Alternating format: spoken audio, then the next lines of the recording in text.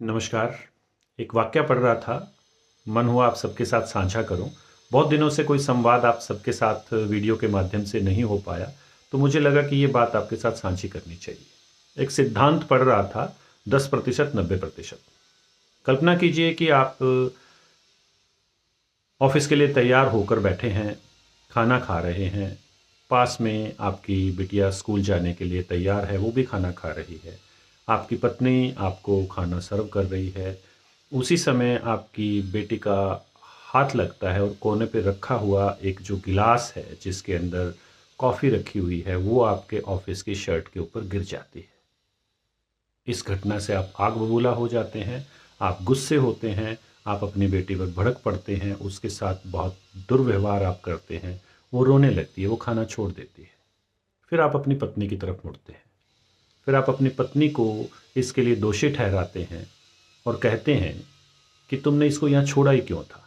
और आप ऊंची आवाज़ में उसके साथ बात करते हैं।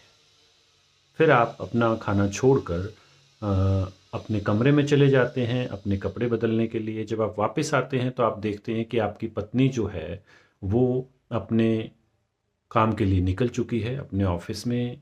आपकी बेटी ने अभी तक खाना नहीं खाया है, उसकी स्कूल की बस जा चुकी है। आप अपनी बेटी को साथ लेते हैं। देरी आपको पहले हो चुकी है। अब आप स्पीड लिमिट वाले एरिया में तेज गति से अपनी जो गाड़ी है उसको भगा रहे हैं। इस वजह से आपको चालान भुगतना पड़ता है। आप स्कूल पहुंचते हैं, अपनी बिटिया को स्कूल में उतारते हैं। वो आपको बिना बाय किए भारी कदमों से स्कूल के अंदर दाखिल हो जाती है। वहाँ से फिर आप अपनी गाड़ी को भगाते हैं, अपने ऑफिस पहुंचते हैं। आप जब उतरने लगते हैं तो आप देखते हैं कि आप अपना बैग भूल चुके हैं जिसमें आपके ज़रूरी डॉक्यूमेंट थे।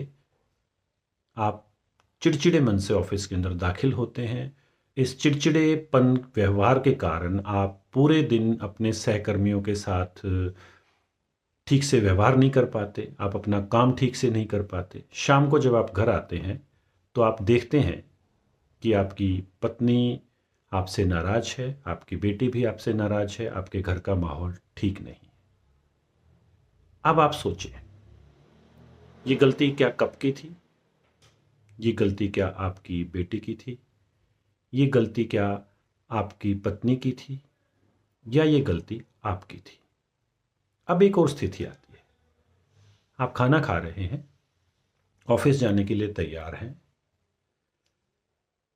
आपने देखा कि आपकी बेटी का हाथ लगता है और जो कप है कॉफ़ी का वो आपकी शर्ट के ऊपर गिर जाता है। आप मुस्कुराते हैं और बेटी को कहते हैं कि ध्यान रखो बेटा, हो जाती है गलती, कोई बात नहीं है। आप उठते हैं, तौलिया लेते हैं, साफ़ करते हैं, ऊपर जाते हैं, कपड़े बदल कर फिर नीचे आते हैं।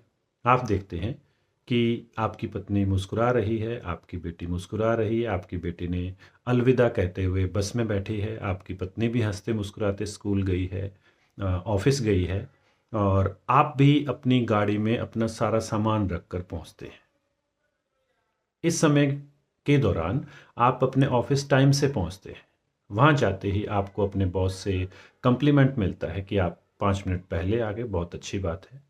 आप अपने सहकर्मियों के साथ अच्छा व्यवहार करते हैं। आप अपने काम को मन लगाकर करते हैं। आपका पूरा दिन बहुत प्रसन्नता और आपका पूरा दिन बहुत उत्साह के साथ बीतता है। अब आप सोच कर देखिए कि जो कप का गिरना है, जो कि घटना का 10% है, वो तो आपके हाथ में नहीं था, परंतु जो 90% जो रिएक्ट करना था वो आपके हाथ में था।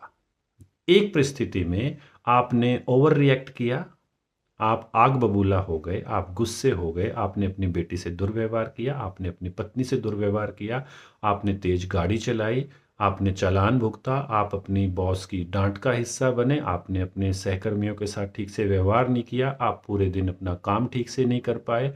और आप जब शाम को घर आते हैं तो घर का माहौल ठीक नहीं मिलता है। दूसरी तरफ अगर आपने उस 90% में ठीक व्यवहार किया, जैसे ही वो कप गिरा, आपने सहजता से मुस्कुराते हुए अपनी बेटी को कहा, कोई बात नहीं बेटा, गलती हो जाती है, ध्यान रखना चाहिए। और आपने उसको सहजता से साफ किया, कपड़े बदले और नीचे आए तो आपने देखा कि आपकी बेटी और पत्नी दोनों मुस्कुरा रहे हैं।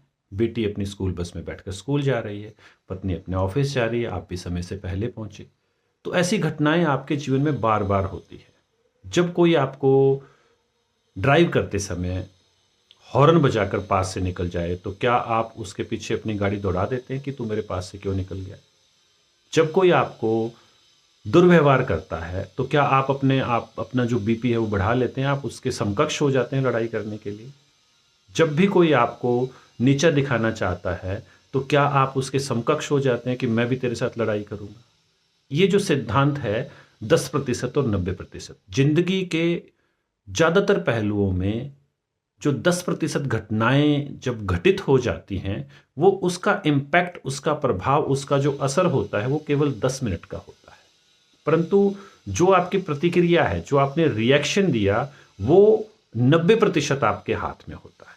तो इस 90% को हमें हर परिस्थिति में, हर घटना में सोच समझकर फिर फैसला लेना चाहिए, ताकि हम अपना जीवन, अपने जो संबंध हैं पारिवारिक, हमारे सामाजिक संबंध हैं, आपकी जो मनोदशा है, आपकी जो चेतना है, आपके मन का जो पीस है, शांति है, वो भंग ना हो और आप ज़्यादा बेहतर तरीके से अपने दिन को विपरीत परिस्थितियों में भी जी सकें, उसको बिता सकें। इससे कई तरह के फ़ायदे हमें हो सकते हैं। आपका जीवन सुखद होगा, उससे आपके परिवार का जीवन सुखद होगा।